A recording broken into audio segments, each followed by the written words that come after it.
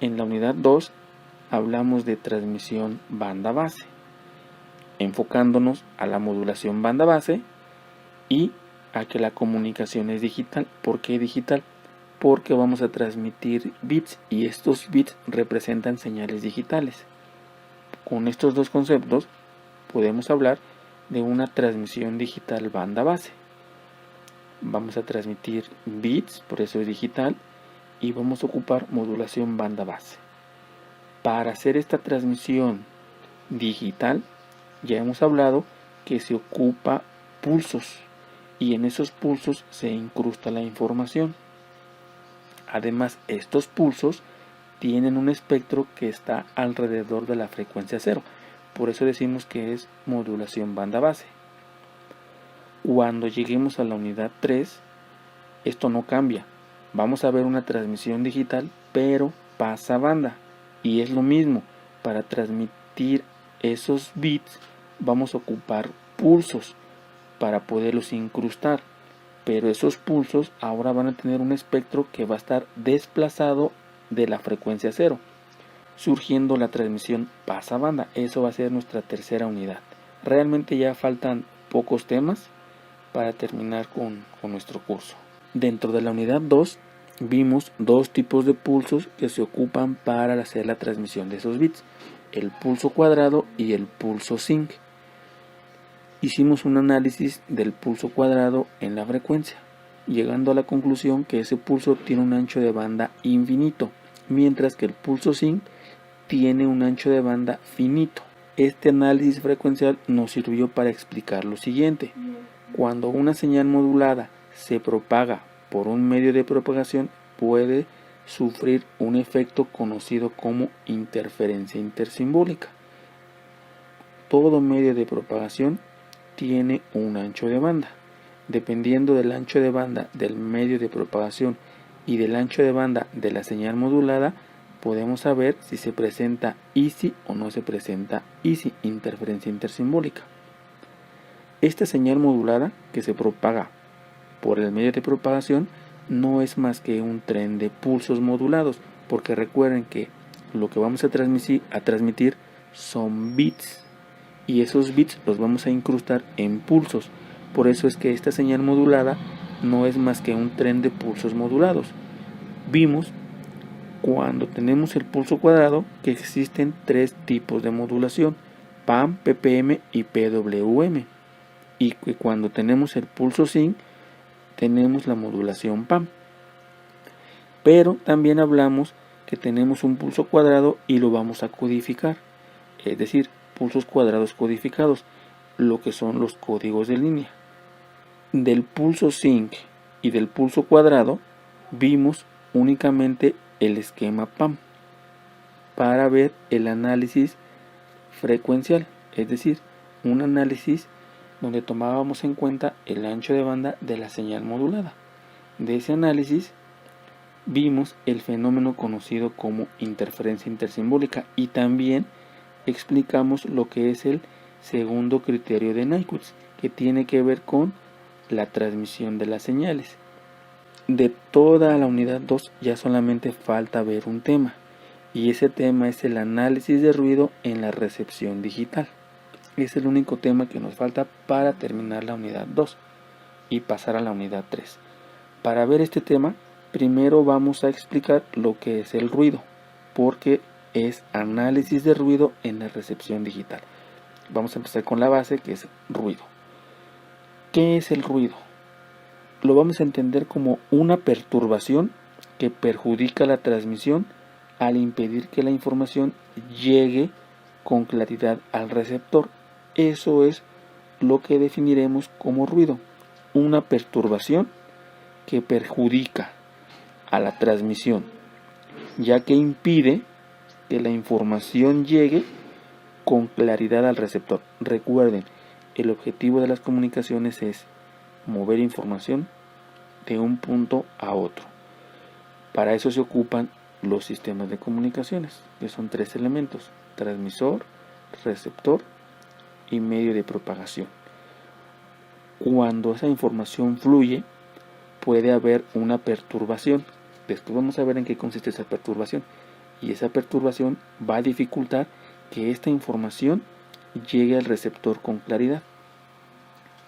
Retomando nuestro sistema de comunicaciones, la información que queremos mover de un punto a otro tiene que pasar por un sistema de comunicaciones. Este sistema de comunicaciones puede tener perturbaciones que se generen desde dentro del sistema o que vengan de fuera del sistema. Al final de cuentas, esas perturbaciones van a afectar que la información en el lado del receptor no sea tan clara o no sea la misma que la información que se tiene en el transmisor. Eso es una señal de ruido, esa perturbación que perjudica que se pueda recibir con claridad la información que se está moviendo. Por otro lado, esta perturbación de la que estamos hablando puede estar en el transmisor, puede estar en el receptor y puede estar en el medio de propagación, es decir, puede estar presente en los tres elementos generales o solamente en uno de ellos o en dos de ellos, dependiendo de la perturbación de la que se hable. Vamos a hablar de un tipo de ruido diferente. Hay varios tipos de ruido, aunque aquí no vamos a hablar de ello ni vamos a entrar en detalle. Únicamente vamos a considerar el ruido que nos interesa por ahora, y ese ruido es conocido como ruido térmico, o esa perturbación es conocida como ruido térmico. Es la perturbación que nos vamos a concentrar. Les digo, hay otro tipo de perturbaciones u otro tipo de ruidos, pero no vamos a hablar en este curso de ello. Este ruido térmico se va a generar por el movimiento aleatorio de los electrones de los materiales con que está construido el receptor y el transmisor. ¿Qué quiere decir esto? Que ese ruido térmico va a estar presente en el transmisor y en el receptor, y se debe a que los electrones de los materiales, porque el receptor está construido por componentes electrónicos, al igual que el transmisor, esos componentes electrónicos, pues al final a nivel atómico tienen electrones, y esos electrones se mueven, y ese movimiento de electrones es lo que va a producir esa perturbación conocida como ruido térmico. ¿Por qué se mueven los electrones? Debido a la temperatura. Por eso que se le conoce como ruido térmico. Este movimiento aleatorio de los electrones va a producir corrientes y voltajes aleatorios. En la figura vemos un ejemplo de ruido térmico, donde N de T nos representa el ruido y tenemos que ese ruido es variante al tiempo. Este ruido toma valores de amplitud aleatorio, es decir, no es predecible. ¿Por qué? Porque el movimiento de los electrones es aleatorio. Entonces el voltaje o la corriente que produzcan también va a ser aleatoria. Este voltaje que se produce o corriente se va a sumar a las señales en el receptor. También se va a sumar a las señales en el transmisor, pero nos vamos a concentrar en el receptor porque es donde la información se va a recuperar. Esta señal se va a agregar a las señales que lleguen hacia el receptor. ¿Quiénes son las señales que llegan? Las señales moduladas, como puede ser un código de línea, una PAM, un PPM, un PWM. Como esta señal de ruido se va a sumar a la señal modulada que llega al receptor, este ruido va a afectar la amplitud de esas señales. Es decir, va a perturbar la amplitud de las señales que se reciban. Esta perturbación o este ruido térmico es conocido como ruido AWGN. Por lo tanto, en la unidad 2, como último tema, vamos a ver un análisis de una recepción digital en presencia de ruido AWGN. ¿Qué es este ruido AWGN? Es la abreviación para ruido aditivo blanco gaussiano. Esto proviene del inglés AWGN, A de aditivo, que se suma, la W de blanco en inglés, white, lo vamos a explicar después, gaussiano, también lo vamos a explicar después, y N de ruido, ruido gaussiano blanco aditivo o ruido aditivo blanco gaussiano, AWGN. De eso nos vamos a concentrar el ruido AWGN es un tipo de ruido térmico. Se denomina AWGN por las iniciales de que es aditivo, que es blanco, que es gaussiano y la N de ruido. Que es aditivo hace referencia a que se suma a la señal que se transmite o que se recibe. Que es blanco significa que tiene componentes en todas las frecuencias, es decir, está presente en todo el rango de frecuencias, recordando o haciendo referencia a la luz blanca. La luz blanca se compone de todos los colores. El ruido blanco se compone de todas las frecuencias, por eso se le denominó blanco. Gaussiano porque la amplitud de ese ruido es una variable aleatoria y esa variable aleatoria sigue una distribución gaussiana, o también que ese proceso aleatorio, que es el ruido, es gaussiano. Esto de proceso aleatorio tiene que ver con probabilidad y estadística, y espero que ya lo hayan visto en su curso de comunicaciones analógicas. Si no, trataré de hacer un breve repaso cuando lleguemos a la parte de análisis probabilístico. Ahorita expliquemos los efectos que tiene el ruido AWGN sobre nuestra transmisión digital. Nosotros ya sabemos que tenemos un sistema de comunicaciones compuesto por transmisor, receptor y medio de propagación, y que la información se va a mover de un punto a otro a través de este sistema.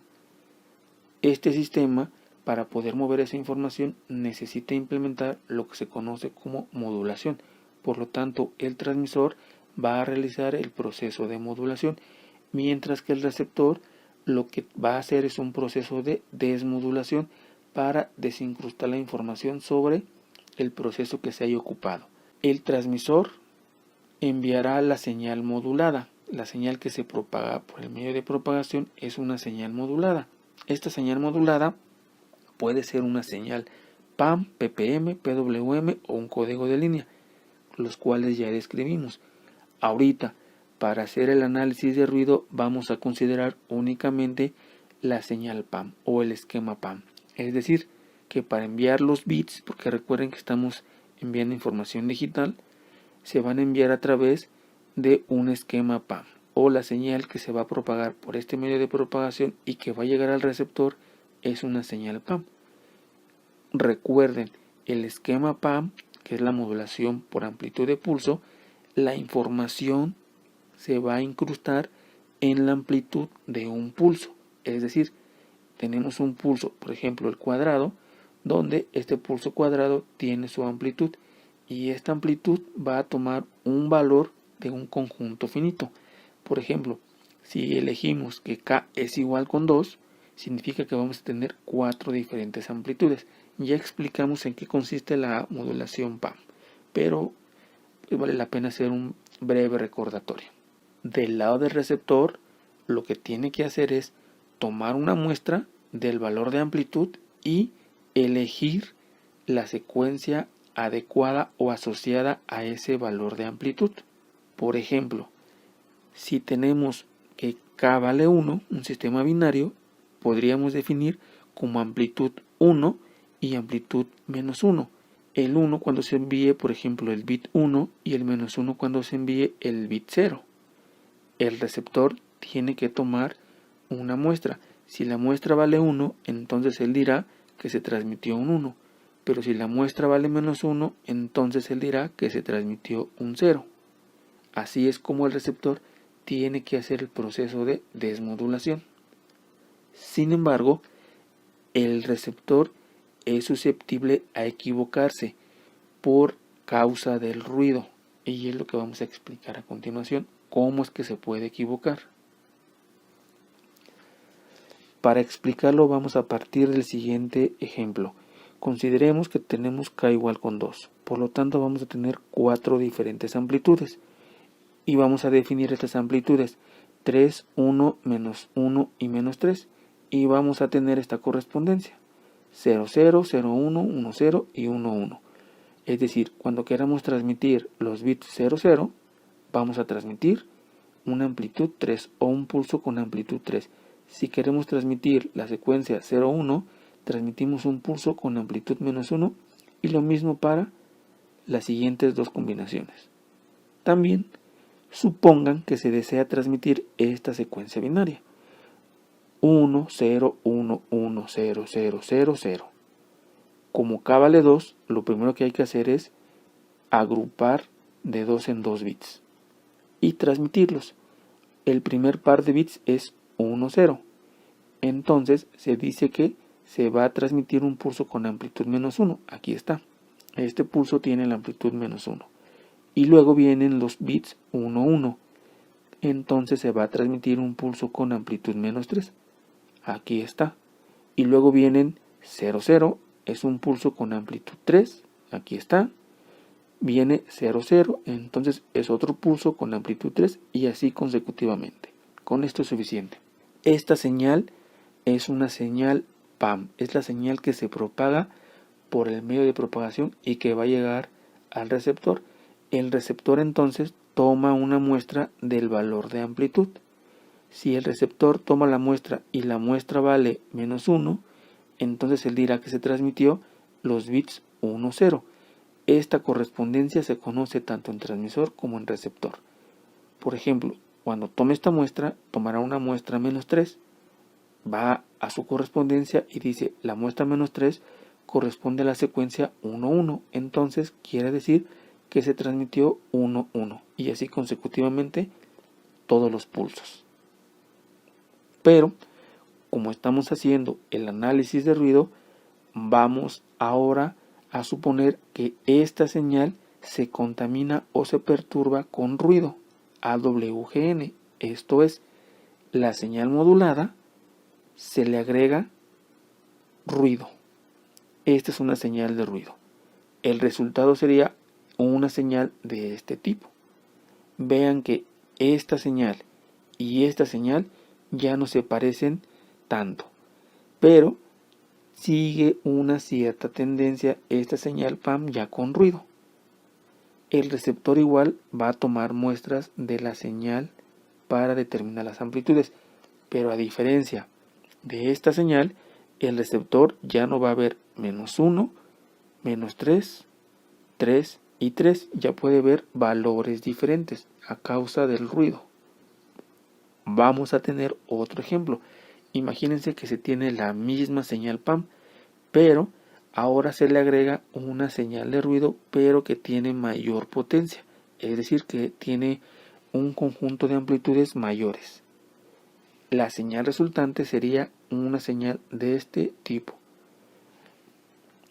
Esta señal y esta señal ya casi no tienen parecido como lo tienen esta de aquí con esta de aquí. ¿Qué hace el receptor? Igual toma muestras de la señal o de la amplitud de la señal y va y usa su tabla de correspondencias para determinar qué bits fueron transmitidos. Eso es lo que hace el receptor. A causa de esta señal de ruido, el receptor entonces se puede equivocar. Vamos a ver un ejemplo. Imaginen que el receptor quiere tomar esta muestra. Si no hay ruido, la muestra sería menos 1. Él dice que es menos 1, entonces se transmitió en los bits 1, 0. Perfecto. Y sí, se transmitieron los bits 1, 0. Aquí está, 1, 0. Pero en presencia de ruido, ahora esta muestra ya no es menos 1. Vamos a suponer que es menos 2.5. El receptor dice es menos 2.5, pero menos 2.5 no pertenece a ninguna de las amplitudes válidas. Lo que hace es elegir la que esté más cerca, y la que está más cerca es el menos 3. Y él dirá, entonces se transmitieron los bits 1, 1, cuando en realidad se transmitieron los bits 1, 0. Ya hay un error, ya se equivocó el receptor. Por eso es que el receptor se puede equivocar cuando ya hay ruido. Como el ruido siempre va a estar presente, es inevitable que el receptor se equivoque. Es decir, eventualmente el receptor se va a equivocar. Lo que sí se puede hacer es minimizar que el receptor se equivoque. A esto se le conoce como receptor óptimo. En comunicaciones digitales este término es muy conocido, receptor óptimo. hace referencia a diseñar un receptor que tenga la mínima equivocación a la hora de tener los bits o de desmodular. Eso es el receptor óptimo. Es óptimo en el sentido que minimiza su equivocación. Para poder minimizar esta equivocación es necesario cuantificar esta equivocación. ¿Cómo se cuantifica esa equivocación? A través de lo que se conoce como probabilidad de error de bit o razón de bit erróneo. Esta razón de bit erróneo o probabilidad de bit erróneo es un número entre 0 y 1 y nos dice o nos describe el porcentaje de bits erróneos o la cantidad de bits erróneos que hay. También a esta probabilidad de bit erróneo o razón de bit erróneo se le puede nombrar como PB, PE o VER. Es muy común ocupar la VER, alusión a bit error rate, razón de bit erróneo, o PE, probabilidad de error. Veamos un ejemplo. Supongan que tenemos una VER de 0.001. ¿Qué significa esto? Que hay un bit erróneo cada 1000 bits transmitidos. Es una razón de un bit erróneo entre 1000 bits transmitidos. Bit error rate. O también se puede ver como un porcentaje de bits erróneos. Simplemente se multiplica este número por 100 y se obtiene un porcentaje. Si nosotros multiplicamos 0.001 por 100, el resultado es 0.1. Por lo tanto, decimos que el 0.1% de los bits transmitidos y recibidos son erróneos. Es decir, si se transmiten 5000 bits, ¿cuál es el 0.1% de 5000 bits? Esa cantidad de bits son erróneos, es decir, están equivocados o el receptor se equivocó. Este valor numérico o esta probabilidad de bit erróneo depende del ruido, porque el ruido es el causante de que se equivoque el receptor. Y entre más potencia tenga ese ruido, mayor va a ser este error o este número. ¿Por qué? Lo vemos en el ejemplo que acabamos de explicar. De estas dos señales de ruido, esta señal tiene mayor potencia. Por consiguiente, hará que la señal recibida no se parezca tanto a la señal transmitida.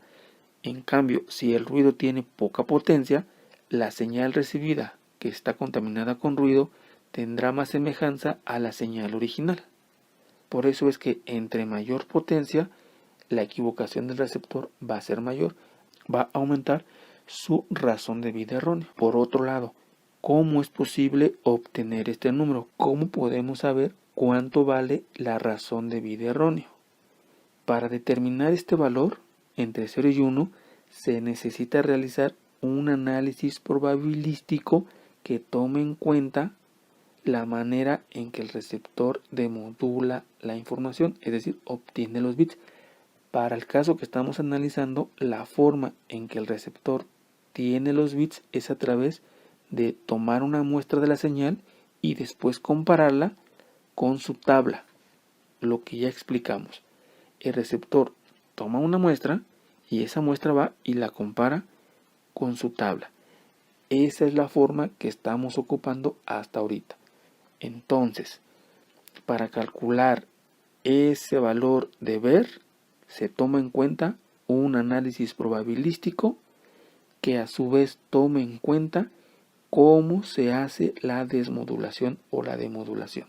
Este análisis probabilístico no es un análisis arbitrario, es un poquito complejo porque se requiere el uso de algunos conceptos de probabilidad. El cálculo de este valor se conoce como análisis de probabilidad de bit erróneo o recepción en presencia de ruido. Lo pueden encontrar en la literatura con cualquiera de estos dos nombres. Análisis probabilístico de bit erróneo o recepción en presencia de ruido. Explicaremos en qué consiste este análisis, una explicación lo más cualitativa posible para que se pueda entender.